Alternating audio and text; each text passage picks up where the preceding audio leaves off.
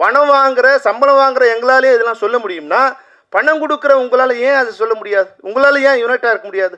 இதே திருமலையும் அசோக் செல்வனும் தோல்மலைக்கு கை போட்டு போவாங்களே. கடனுக்கு மட்டும் நீங்கள் வட்டி கட்டிட்டீங்க, கடனுக்கு மட்டும் வீட்டை விட்டுட்டீங்க, ஆனால் வருமானத்தை எல்லாம் வேற யாரோ சாப்பிட்டுட்டு இருக்காங்க. விதைத்தவர். சினிமாவின் மொத்த அமைப்பையும் ஒன்று கூட்டி தலைமை பொறுப்பில் திறம்பட செயல்படும் திரு R.K. செல்வமணி அவர்களை உங்கள் முன் பேச அழைக்கிறோம்.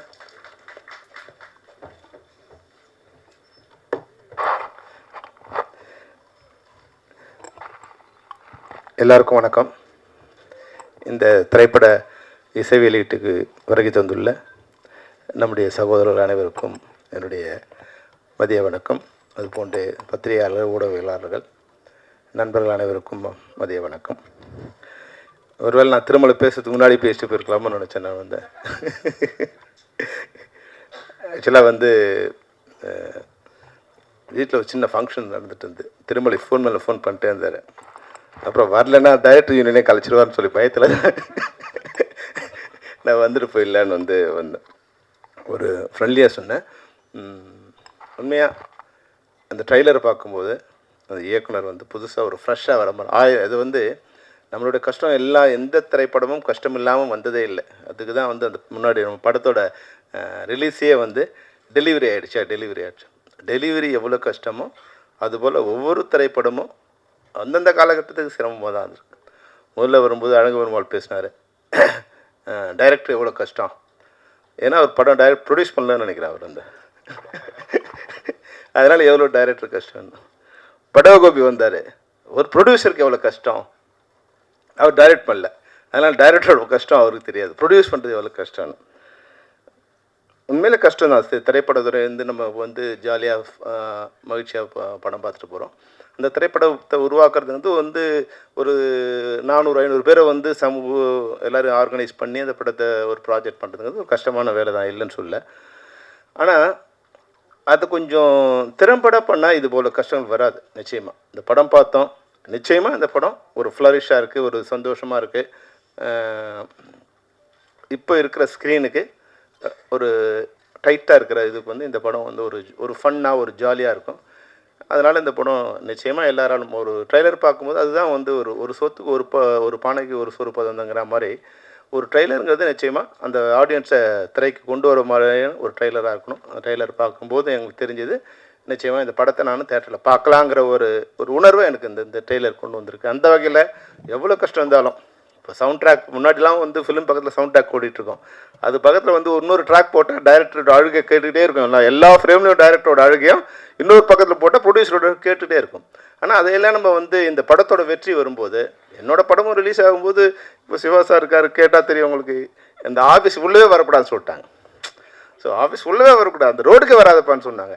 ஆனால் படம் ரிலீஸ் ஆன பிறகு மறுநாள் என் வீட்டு வாசலில் 3 கார் அவங்க கார் தான் நின்றுட்டு இருந்தது. என்னப்பா டைரக்டர் கூட்டுவாங்க அப்படின்னு. அதனால் இது ஒரு கணவன் மனைவி மாதிரி சண்டை தான். வெற்றி வரும்போது நம்மளுடைய எல்லா கவலைகளும் இதுவாகிடும். நாளைக்கு இந்த படம் வெற்றி ஆகும்போது இதே திருமலையும் அசோக் செல்வனும் தோல்மலைக்கு கை போட்டு போவாங்களே, நிச்சயமாக நடக்கும். சினிமாவில் நடக்காதுங்கிறதுக்கு எதுவுமே இதுவும் இல்லை, எல்லாம் நடக்கும்.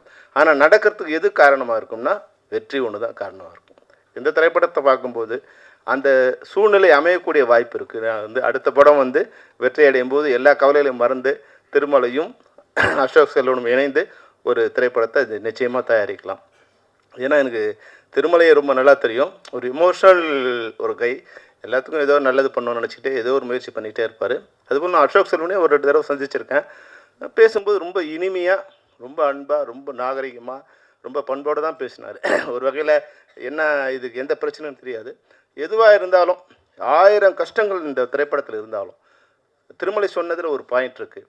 அந்த படம் ரிலீஸ் ஆகும்போது எல்லாரும் சேர்ந்து அந்த படத்தை ப்ரொமோட் பண்ணணுங்கிறத ஒரு விதியாக வச்சுக்கணும். ஏன்னா இந்த படம் ஒரு படம் வெற்றி அடைந்தால் அதில் யாருக்கு முதல் லாபம்னா அதில் நடித்த நடிகர் நடிகை 2 பேருக்கும் அவங்க தான் 80% ஆஃப் லாபத்தை எடுத்துகிட்டு போயிருப்பாங்க. லாபங்கிறது நான் மானிட்டரி வைஸாக சொல்ல, அது ஃபேம் வைஸாக அதன் மூலம் அடுத்த படத்தில் கிடைக்க போகிற லாபம் வைஸாக 80% அவங்க எடுத்துகிட்டு போகிறாங்க. அப்புறம் ஒரு 10-15% டெக்னீஷியன் எடுத்துப்பாங்க. இப்போ இன்றைக்கி இருக்கிற பாலாஜி இந்த படம் ஓடிச்சுன்னா நாளைக்கு அவரோட லெவல் வேறுவாக இருக்கும். ஆனால் இந்த படம் ஓடினாலும் திருமலையோட லெவல் அதே லெவல் தான் இருக்கும். தயாரிப்பாளர் லெவல் அப்படியே தான் இருக்கும். அவர் வந்து இந்த கடன்கள்ந்து விடுபடலாம். இப்போ மகேந்திர கொடுத்த ஃபைனான்ஸும் சுதாகர் கொடுத்த ஃபைனான்ஸ் இதெல்லாம் வந்து சரி பண்ணலாமே தவிர அடுத்து அவர் வந்து வெளியே வர்றது கஷ்டம். அப்போது ஒரு 5% 10% இருக்க தயாரிப்பாளர் தன்னோட உயிரை கொடுத்து இந்த படத்தை ப்ரொமோட் பண்ணணும், வெளியே வரணும்னு நினைக்கும் போது இதில் 90% மேலே லாபம் அடைய போகிற நடிகர், நடிகையர், டெக்னீஷியன்ஸு நிச்சயமாக இந்த படத்தை ப்ரொமோட் பண்ணணும். இன்னொரு விஷயம், இது பொது மேடையில் சொல்ல வேண்டிய விஷயம் இல்லைன்னா கூட இந்த பல விஷயங்களை வந்து இது போலீஸ்காரன் வந்து ஐயோ திருட்டு நடக்குதுன்னு வந்து ரோட்டில் கத்தினா எப்படி தவறோ அது மாதிரி தயாரிப்பாளர் சங்கத்தில் வந்து ஒரு ஈசி மெம்பராக இருக்கிற திருமலை வந்து இங்கே வந்து பேசுறது வந்து தேவையில்லாத ஒன்று. அவரோட சங்கத்தில் உட்காந்து இவ்வளோ கஷ்டம் இருக்குது, இதெல்லாம் பண்ணணுமே நீங்கன்னு முதல்ல அங்கே தான் பேசணும். அதனால் இப்போ தயாரிப்பாளர் சங்கங்களோட செக்ரட்டரிகள் இங்கே இருக்காங்க. நாங்கள் வந்து அவங்களுக்கு வந்து ஒரு கண்ட்ரோல் அவங்ககிட்ட கொடுத்தோம். நாங்கள் என்னென்னா இப்போ கூட அதை ஒரு இது புரிஞ்சிக்கல. ஒரு திரைப்படம் நான் வந்து என் நண்பரோட நண்பர் அவர். நான் திரைப்படங்கள் வரும்போது கொஞ்சம் பழக்கமானார். அவர் எனக்கு பிடிச்சிருந்தது. அவர் வந்து ஒரு நாள் என்கிட்ட வந்து சார் ஒரு 50,000 பணம் வேணும் சார். என்னன்னு கேட்டேன். ஒரு பெட்டி கடை வைக்க போகிறோம் சார் அப்படின்னு. சரி ஓகே, அவர் எனக்கு பிடிச்சிருந்தது, நான் தரேன்னு சொன்னேன். நான் நாளைக்கு வந்து வாங்கிக்கணும். இல்லை சார் நான் ஒரு 3 months கழிச்சு வந்து வாங்கிக்கிறேன் அப்படின்னார். அப்போது அவர் சென்னையில் வந்து ஒரு 20-30 இடங்களில் வந்து அலைஞ்சி எங்கே கடை இருக்குது, எங்கே கடை வச்சா நல்லாயிருக்கும், எங்கே வாடகை கிடைக்கும், அதில் கன்சியூமர் எங்கே இருக்காங்க, இதையெல்லாம் இப்போ ஒரு 3 மாதம் இருந்துட்டு அப்புறமா வந்தார். அண்ணன் இந்த இடத்துல கடை வைக்கலான் இருக்கேன், வாடகை கொடுக்க போகிறேன், எல்லாத்தையும் செட் பண்ணிவிட்டு என்கிட்ட வந்து பணம் வாங்கினார். நான் அது வந்து அவருக்கு வந்து இனமாக தான் கொடுக்கணும்னு நினச்சேன். ஆனால் அவர் வந்து ஒரு 6-7 மாதத்தில் அந்த பணத்தை எனக்கு திருப்பி கொடுத்துட்டார். அப்போது 50,000 ரூபாய் முதலீடு வச்சு எடுக்க போகிற ஒரு பெட்டி கடை வைக்க போகிற ஒரு நபர் ஒரு 3 மாதம் பிளான் பண்ணி எப்படி வச்சா பண்ணணும்னு பிளான் பண்ணி அது 6 மாதத்தில் மொத்த அசலையும் கடனையும் கொண்டு வந்து திருப்பி கொடுக்க முடியுது. ஆனால் எல்லாம் கோடீஸ்வரம் தான். இன்றைக்கி தயாரிப்பாளர் எல்லாம் கோடீஸ்வரம் தான். கோடீஸ்வரம்னா கோடிக்கு கம்மியாக இன்றைக்கி எந்த திரைப்படமும் எடுக்க முடியறதில்லை. அப்போ பல கோடிகளை போட்டு படம் எடுக்கிற ஒரு தயாரிப்பாளர் எந்த அளவுக்கு திட்டமிடுதல் வேண்டும்? இது திட்டமிடுதல் தான் நம்ம தயாரிப்பாளருக்கும் இல்லை டெக்னீஷியன்ஸுக்கும் இல்லாத ஒன்றா இருக்குது. டெக்னீஷியன்ஸுக்கு இல்லைன்னா ஒன்றும் ஆக போகிறதில்ல, அவங்க வந்து வெயிட் பண்ண போகிறாங்க. ஆனால் தயாரிப்பாளர் ஒரு நாளும் ஒரு நிமிடமும் அந்த பணத்துக்கு வட்டி கட்டிகிட்டே இருக்கணும். எந்த விடுமுறையும் இல்லாத ஒன்றே இந்த வட்டி தான். எந்த விடுமுறையும் கிடையாது. கொரோனாவுக்கு கூட அதுக்கு வட்டி கிடையாது, செத்தாலும் வட்டி கிடையாது, வாழ்ந்தாலும் வட்டிக்கு லீவே கிடையாது. அப்போ அவங்க வந்து இதை பிளான் பண்ணிடணும். அப்போ நாங்கள் தயாரிப்பாளர் சங்கத்துக்கு ஒரு வேண்டுகோள், ஒரு வழிமுறை சொன்னோம். ஐயா, உங்கள்கிட்ட தயாரிப்பாளர் வராங்களா, எல்லாத்தையும் செக் பண்ணி யார் ஆர்டிஸ்ட்டு, யார் டைரக்டரு, எப்போ ஷெட்யூல் போகிறாங்க, ஷெட்யூல் டேட் வாங்கிட்டாங்களா, டைரக்டர் டேட் இருக்கா, ஆர்டிஸ்ட் டேட் இருக்கா, டெக்னீஷியன்ஸ் டேட்ஸ் இருக்கா, இதெல்லாம் கன்ஃபார்மாக எல்லாம் அக்ரிமெண்ட்டை வாங்கிங்க. ஏன்னா முன்னாடி பணம் திரைப்படங்களோட இது வந்து லட்சங்கள் இருந்தது, ஆயிரங்கள் இருந்தது. இன்றைக்கி கோடிகள் இருக்கும்போது நாணயம் வந்து கம்மியாயிடுச்சு. முன்னாடி ஒருத்தர் கூட பணம் வாங்கினா எஸ் நான் வாங்கினேன் சார் அப்படின்னு தான் சொல்லுவாங்க. எல்லாமே எழுத்தில் தான், எழுதலாமல் எழுத்தில் இருக்காது, வாயில் தான் இருக்கும். ஆனால் ஒரே ஒருத்தர் கூட நான் பணம் வாங்கலன்னு சொன்னதே இல்லை. நான் திரைப்படங்களில் டைரக்டர் இருக்கிற வரைக்கும், தயாரிப்பாளர் இருக்க வரைக்கும். ஆனால் இப்போ வந்து எல்லாமே கோடிகள் ஆயிடுச்சு. நோன்னு சொன்னால் பல கோடிகள் நம்ம சேவ் ஆகலாம். அப்போது அக்ரிமெண்ட் வந்து ரொம்ப மஸ்ட்டு சார் அப்படின்னு சொல்லி நீங்கள் ஒரு ஒப்பந்தம், எல்லாருக்கும் உண்டான எழுத்துப்பூர்வமான ஒப்பந்தம், இதெல்லாம் சரி பண்ணிவிட்டு நீங்கள் இந்த படம் எல்லாம் சரியாக இருக்குது, நீங்கள் இதை வந்து படப்பிடிப்பு போகலாம் அப்படின்னு நீங்கள் ஒரு அனுமதி கொடுத்த பிறகு நாங்கள் படங்களுக்கு போகிறோம். ஏன்னா நாங்கள் ஒரு கண்ட்ரோலாக வச்சுருக்கோம். திரைப்பட தொழிலாளர்கள் சம்மேளனங்கிறது ஒரு கண்ட்ரோல் ஒரு அமைப்பாக இருக்குது. எந்த ஒரு உறுப்பினரையும் எங்களால் அழைச்சி அவங்க கூட உட்காந்து டிஸ்கஸ் பண்ண முடியும், அவங்க தவறு செய்து அவங்க மேலே நடவடிக்கை எடுக்க முடியும். அது மாதிரி ஒரு அனுமதியை ஒரு வழியை அவங்களுக்கு கொடுத்தோம். அவங்க கடிதம் அனுப்புகிறாங்க. இப்போ வந்து சிவா அனுப்புகிறாரு, ராதாகிருஷ்ணன் அனுப்புகிறாரு. ஆனால் ஒன்று இன்றைக்கி திருமலை வராரு, வந்துட்டு நாளைக்கு ஷூட்டிங்கு, இன்றைக்கி வந்து சார் எனக்கு லெட்டர் வேணும் சார், நீங்கள் லெட்டர் கொடுத்தா தான் ஷூட்டிங் வருவாங்க சார். எந்த விதமான சரிபார்ப்பும் இல்லாமல் திருமலை வருத்தப்படுவாரே. திருமலை அன்னைக்கு வருத்தப்பட்டால் பரவாயில்ல, இன்றைக்கி வருத்தப்படக்கூடாது. இன்றைக்கி திருமலை வருத்தப்படக்கூடாது. அப்போ நீங்கள் அவரை உட்கார வச்சு எல்லாம் சரி பண்ணி இதெல்லாம் இருக்கா. ஒரு இயக்குனர் 30 லட்சத்தில் படம் பண்ணதோ, அண்ணன் படவா கோபி இருக்கார் இல்லையா, 30 லட்சத்தில் படம் பண்ணான்னு சொல்லி தான் அவரை கொண்டு வந்தாங்க. அந்த படம் முடியறதுக்கு 3 கோடி ஆகும்னு ஆரம்பித்த பிறகு தெரியுது. அதாவது அவர் 6 மாதத்தில் நல்ல வேலையாக அவர் அதுலேருந்து வெளியே வந்துட்டார். அதில் ஏதோ போட்ட வரைக்கும் லாபம் அப்படிங்கிறவர் வந்துட்டதால அவர் வந்து இன்றைக்கி ஒரு நன்றி சொல்கிறார். அப்போது எந்த திட்டமிடுதலும் இல்லை. அப்போ அந்த திட்டமிடுதல் இருந்தால் குறைச்சபட்சம் அந்த 4 கோடி இருக்கா, 4 கோடி உங்களால் ஃபைனான்ஸ் அரேஞ்ச் பண்ண முடியுமா, பண்ணிட்டீங்களா, ஏன்னா இன்றைக்கி ஒரு பைசா கூட யாரும் கடன் கொடுக்க தயாராக இல்லை. இப்படி மகேந்திர சிங் எப்படி கொடுக்குறாரு எனக்கு தெரியாது. இன்றைக்கி வந்து சிறிய படங்களுக்கு ஒரு பைசா கடன் கொடுக்க யாரும் தயாராக இல்லை. அப்போ அந்த ஃபைனான்ஸ் எல்லாம் ரெடி பண்ணிட்டீங்களா, கால்ஷீட்லாம் ரெடி பண்ணிட்டீங்க, இதெல்லாம் ரெடியாக இருக்குது. இந்த டேட்டில் ஏன் ஷூட்டிங் நடக்கலை? இப்போ உங்கள்கிட்ட ஒரு செக் ஒரு டைம் கொடுத்துட்டு 6 மாதத்தில் படம் முடிக்கிறோன்னா 30 நாள் உங்களுக்கு ஷூட்டிங் இருக்குன்னா ஏன் 30 நாள் ஷூட்டிங் நடக்கலை? டைரக்டர் சரியில்லையா, இல்லை ஆர்டிஸ்ட் வரலையா அப்படிங்கிறத வந்து செக் பண்ணக்கூடிய அதிகாரமும் அமைப்பு முறையும் தயாரிப்பாளர் சங்கத்துக்கு இருந்ததுன்னா இந்த மாதிரியான புலம்பல்கள் இந்த மேடைகளில் இருக்காது. தயவுசெய்து தயாரிப்பாளர் சங்கங்கள் ஒன்றிணைந்து இந்த வழியை நீங்கள் கொண்டு வந்தீங்கன்னா 100% நீங்கள் கவலைப்பட வேண்டிய அவசியமே இல்லை. நீங்கள் யாருக்கிட்டையும் போக வேண்டிய அவசியம் இல்லை. அவங்க எவ்வளோ பெரிய ஆளாக இருந்தாலும் உங்களை மீறி இங்கே படம் நடக்காது. இந்த உத்தரவாதத்தை நான் அந்த மேடையிலும் கொடுக்குறேன், அங்கேயும் கொடுத்தேன், எப்பவும் கொடுப்பேன். ஆனால் நீங்கள் அவங்கள பகைச்சக்கூடாதுன்னு நினைக்கிறீங்க. தயாரிப்பாளர்கிட்ட இதெல்லாம் கேட்டால் எப்படி? ஏன் ஒரு அமைப்பு நாங்கள் கேட்குறோம். நாங்கள் ஒரு டெக்னீஷியனோட ஷூட்டிங் என்ன எல்லாத்தையும் இன்றைக்கி 23 படத்தோட சங்கங்களோட ஷூட்டிங் எங்கேங்கிறது எனக்கு தெரியும். உட்காந்த இடத்துல என்னால் சொல்ல முடியும். இன்றைக்கி 60 ஷூட்டிங் நடக்குதுன்னா யார் யார் ஷூட்டிங்கில் இருக்காங்க, எங்கெங்கே ஷூட்டிங் நடக்குது என்னால் சொல்ல முடியும். அது கொஞ்சம் கஷ்டம்தான். அதை வந்து ஸ்கீம் பண்ணி ஃபார்ம் பண்ணி இன்றைக்கி கொண்டு சேர்த்துட்டோம். அதுபோல் உங்களுக்கு பணம் வாங்குகிற சம்பளம் வாங்குகிற எங்களாலே இதெல்லாம் சொல்ல முடியும்னா பணம் கொடுக்குற உங்களால் ஏன் அதை சொல்ல முடியாது? உங்களால் ஏன் யுனைட்டாக இருக்க முடியாது? பணம் வாங்குகிற வந்து சிண்டிகேட் பண்ணும்போது பணம் கொடுக்குற நீங்கள் ஏன் சிண்டிகேட் பண்ண முடியாது?